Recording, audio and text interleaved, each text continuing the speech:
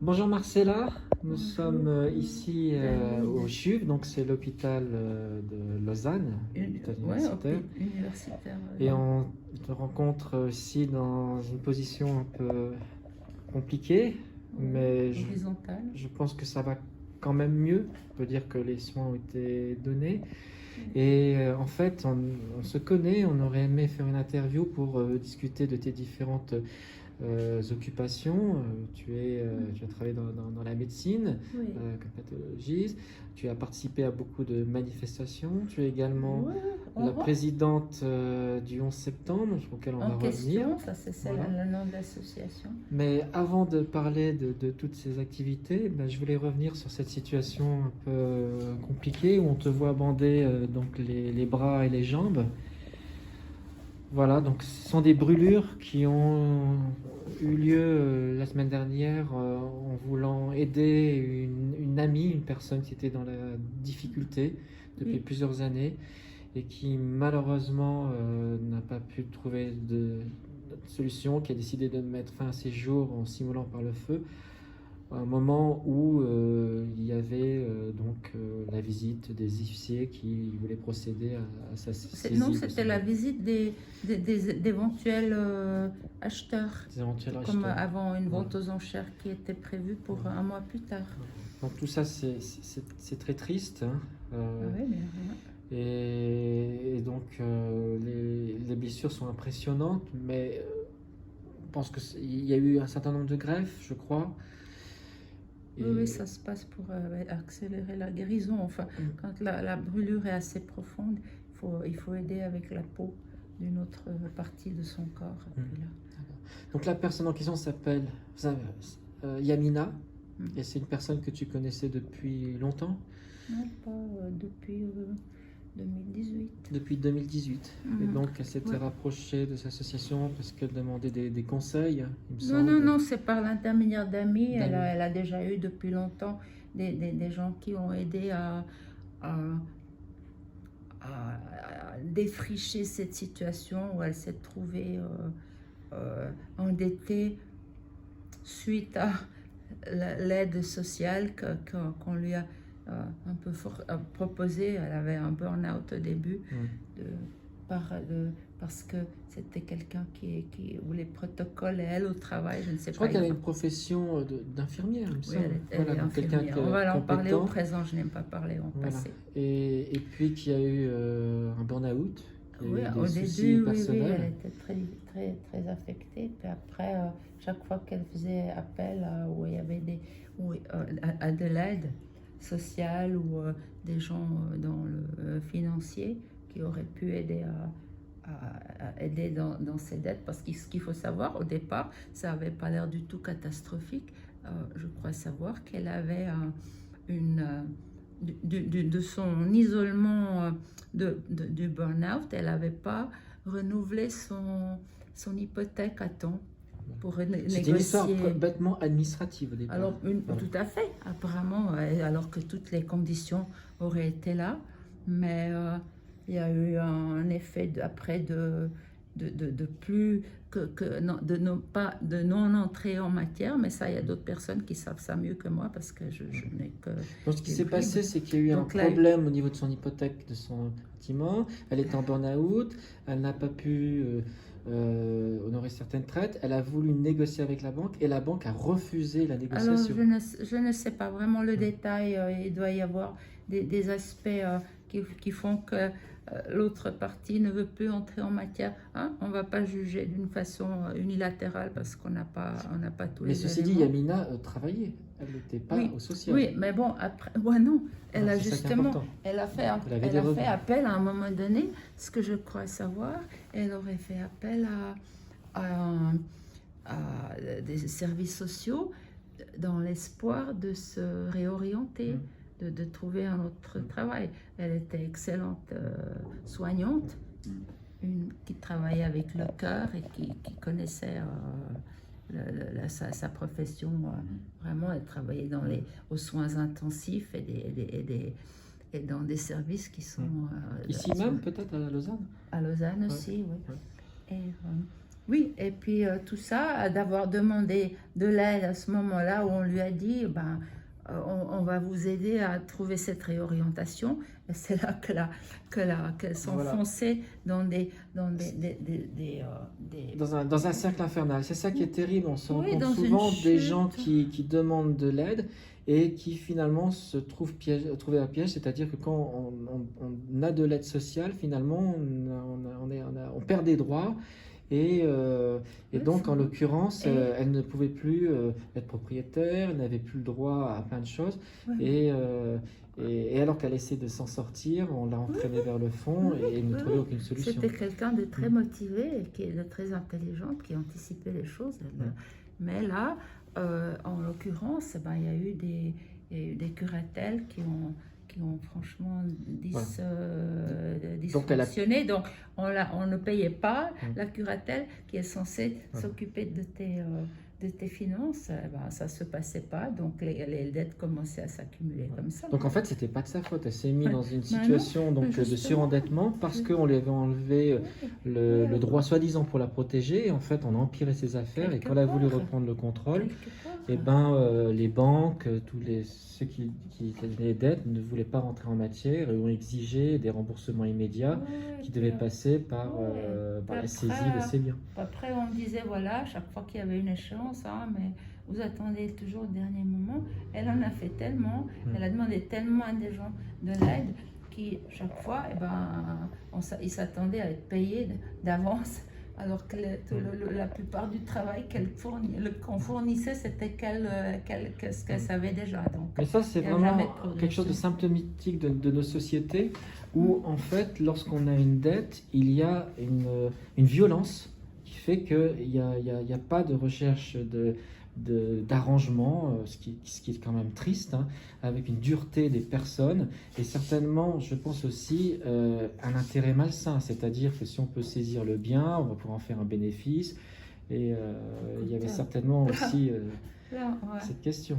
Là, on entre dans la définition de ce que c'est parce que c'est des choses que j'apprends les dernières années, le principe de l'hypothèque et l'absurdité. Les gens trouvent ça normal, dire voilà, on m'a prêté de l'argent, je leur dois quelque chose, mais quand on réfléchit ou quand on s'informe un petit peu sur l'origine de la dette, ce qu'on nous a vraiment été avancé est longtemps payé. Et là, on est cassé parce que sur ce qui sont des peanuts à la fin par rapport à la somme qui n'est pas due, enfin qui est due théoriquement. Et en fait, elle contestait des grosses sommes qui correspondaient à rien que des paiements d'intérêts, des paiements de frais.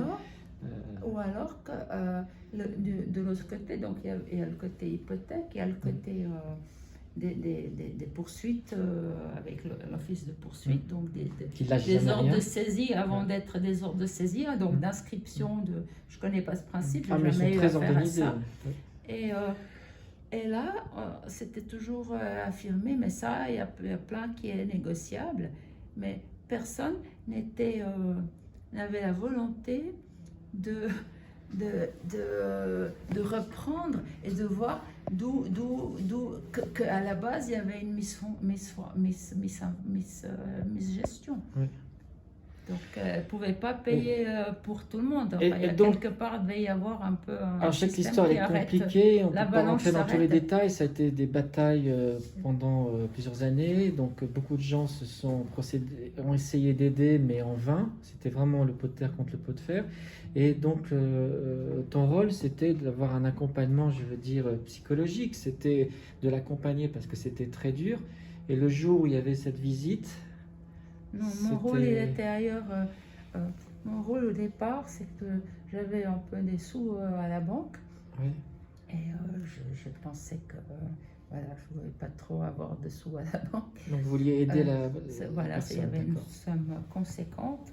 Et puis, comme il y avait des articles et qu'on était en face d'une de ces échéances en été 18, on essayait de faire appel à un article qui permet, l'article 123 d'un code, je ne sais plus lequel, qui permet de repousser l'échéance si une certaine somme est avancée. Alors, on a fait le tour de toutes les succursales de la banque. On peut dire le nom de la banque? Pardon? Ça, c'était là où j'ai le compte. Ben, ils nous non, mais ont la donné banque... l'argent, UBS. C'était UBS, mais la banque avec qui il y avait des problèmes, c'était l'UBS? Non. Non, c'était notre banque. C'est une autre banque. Non, mais c'est qu'ils ont des directives maintenant, combien de cash ils peuvent donner. Alors, des directives internes. Alors, c'était comme si on passait avec une brouette d'une ferme à l'autre pour ramasser des sous. Et on a amené ça donc ça avait bloqué la donc pour bien comprendre, vous vouliez aider alors voilà, Yamina, c'était comme ça. Et comme ça on a que refusé qu'elle soit aidée alors. Non, là on a accepté cette somme qui a été qui a repoussé la chose. Ah donc ça avait déjà repoussé. Donc c'est comme ça qu'on est entré en contact. C'était pas par d'autres liens de. Mais là, pour l'aider, j'avais compris que c'était quelqu'un qui était donc une professionnelle. Enfin, d'autres personnes seraient tout à fait aussi crédibles, mais elle, je la comprenais de la profession qu'elle exerçait. J'ai compris son intégrité et j'ai trouvé que peut-être... Mais donc ça me rendrait service aussi de sortir les sous de la banque. D'accord, mais là ça n'a pas suffi, c'est-à-dire en proposant, donc la banque a quand même voulu procéder à la vente. Non, là c'était stoppé, puis pendant quelques temps, là je ne sais plus ce qui s'est passé entre-temps. Après, il y a eu une autre échéance où elle avait de nouveau une date fixée, c'était pour le 11 janvier de cette année. Et en novembre, elle avait entamé des négociations avec un homme d'affaires qui, lui, devait l'aider. Et puis, chaque fois que si tu engageais quelqu'un, ça remettait un petit peu... D'accord, on ne va pas rentrer dans les détails, voilà, mais en tout cas, elle est rentrée certainement avec des hommes de loi, elle est rentrée avec des avocats, elle est rentrée avec des tas de personnes. Ça a retardé, mais finalement, ça n'a fait que retarder. Et à un moment donné, les organismes de crédit sont arrivés à leur fin, ils ont dit on va procéder à la vente. Et qu'est-ce qui s'est passé? Comment vous avez su qu'il y avait donc cette visite qui était prévue? C'est elle qui avait appelé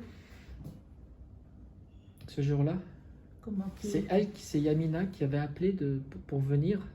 Non, c'est moi qui l'en ai encore informée parce qu'elle était tellement paralysée. Ah d'accord. Bon, ça c'est peut-être des détails trop personnels dans tout ça, mais donc la situation l'a dépassée et elle a essayé d'arranger. Elle n'avait plus l'internet et puis le téléphone et puis la boîte aux lettres. Voilà, donc j'ai cru si déjà j'avais reçu le message de l'information que c'était imminent, qu'elle le sache, que ça ne la prenne pas par surprise. D'accord, donc en fait, le but c'était de venir la voir pour la rassurer. Pour donner du soutien. Voilà. Et puis pour éviter qu'elle commette l'irréparable, et malheureusement c'est ce qui s'est passé. J'imaginais jamais que ce serait... Elle n'avait pas de tendance, elle n'avait jamais exprimé des tendances suicidaires. Mais elle a bien dit qu'elle ne savait pas comment elle allait réagir. Est-ce qu'il faut dire que pendant l'année qui précède, on avait, c'est maintenant si on les a envoyés ou pas, fait des lettres pour justement à la précédente échéance de faire appel à l'humanité, à de la clémence, non pas de clémence pour... On a toujours insisté sur le fait qu'elle était prête à payer ce qu'elle devait. Et qu'elle pouvait, parce qu'elle avait un emploi, elle avait des revenus. Elle avait simplement besoin d'être moi, quand je l'ai aidée, c'était l'idée que maintenant, soit elle travaillait, soit elle refinançait, soit elle vendait le bien. Mais elle ne voulait pas vendre le bien. Elle tenait à continuer à travailler dans un état de stress inimaginable. Alors oui, alors là, Donc ce jour-là, c'était au matin, si je comprends bien. C'était à 10h du matin, donc il y avait la visite. Elle avait tout rangé l'appartement, elle m'a encore servi un petit café. Ah donc à ce moment-là, on ne pouvait rien nous laisser douter de ce qui allait arriver. C'est juste qu'elle elle m'a dit qu'elle ne savait pas comment elle allait gérer ça. Et moi, ce que j'avais aussi proposé, parce qu'il y avait un protocole de l'office de poursuite, d'avoir quelqu'un qui la représente, qu'elle aille se promener, ou bien qu'elle ne voit pas cette invasion, ce viol de ce que... Parce qu'elle le vivait comme un viol, les gens qui rentrent dans son... Oui, ça c'était vraiment impensable de ça, pour sa part.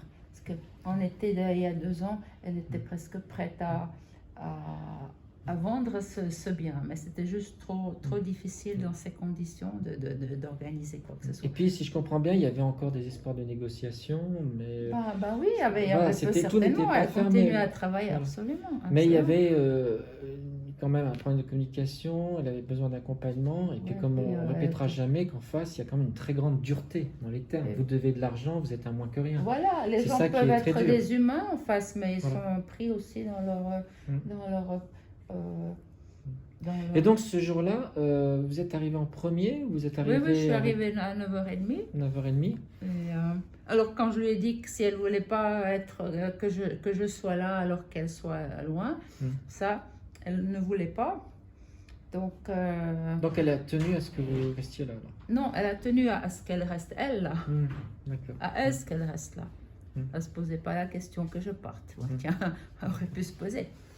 Et après, alors ça a sonné à 10h, puis on était assises en bas, donc c'est un duplex, l'entrée est en haut, puis on est monté pour répondre à la chambre. Amina m'a dit, peut-être un peu bizarrement, de venir avec elle pour les accueillir. Et voilà, ça c'est les 10h où on annonce que officiellement il y a des gens qui vont arriver. Puis je crois me souvenir qu'elle exprimait que ça allait pas se passer comme ça, enfin qu'elle allait pas laisser, elle allait pas laisser cette visite comme on imaginait. Donc peut-être qu'elle a fait ça vraiment sur un coup de tête. Non, il y avait quand même des choses préparées. Mais disons que c'était pas... Non. Elle a pris sa décision au dernier moment, je pense.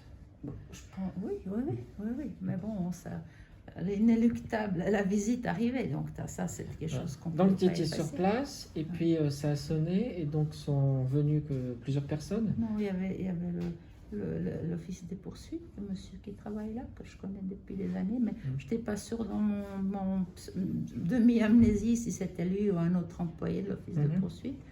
Et puis en 10 ans, je me souviens qu'il y avait un certain nombre de personnes qui étaient intéressées à voir l'appartement. C'est là qu'elle a dit que ça vaguement, que ça allait pas se passer comme ça. Moi, là au milieu, je me dis, mais qu'est-ce qu'on peut faire? Je veux pas. Ouais. Et puis là, elle a commencé elle était habillée en sport ce jour-là. Elle avait une minerve au cou parce qu'elle a eu un accident qu'il avait mis en arrêt de travail dernièrement, ces dernières semaines. Et puis elle a mis ce foulard, encore dit bizarre rituel. Et après j'ai pas souvenir de... Je sais qu'il y avait sur le meuble un espèce de chose que j'ai compris par la suite devait être un truc pour allumer des flammes, ce qu'on utilise à la cuisine.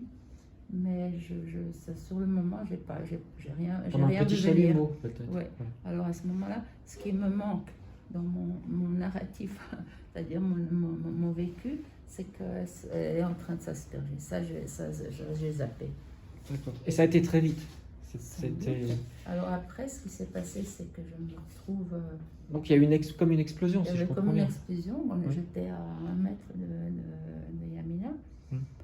Et on était à 1 mètre de la porte. Là, c'est un petit espace à l'entrée. Et